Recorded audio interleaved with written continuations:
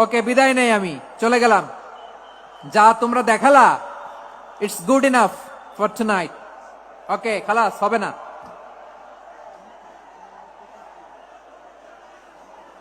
এই ধাক্কা আসে কি করে? এখান থেকে ধাক্কা আসে কিভাবে?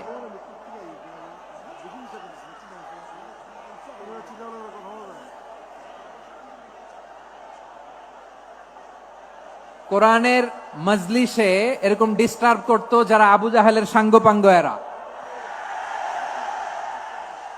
কোরআনের মজলিসে ডিস্টার্ব করতো উতবা, শাইবা, ওয়ালিদ ইবনে মুগিরার সাঙ্গপাঙ্গরা।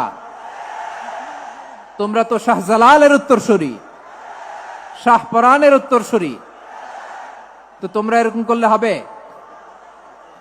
এইখানে জায়গা নাই, বসতে পারি না, দেখি না, এগুলো তো আমি জানি। এই মাইন্ডসেট নিয়েই তো পাবলিক ইভেন্টে আসতে হবে।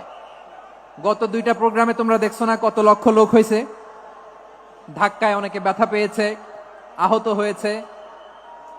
It's very common, very simple. এগুলো মাথায় নিয়ে আসতে হবে। আল্লাহর হস্তে আর কয়েকটা মিনিট, আর 2-1টা মিনিট আমাকে দাও। বসো বসো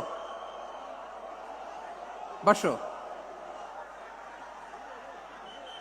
জুবের ভাই, মোনাজাত করে দিই নাকি?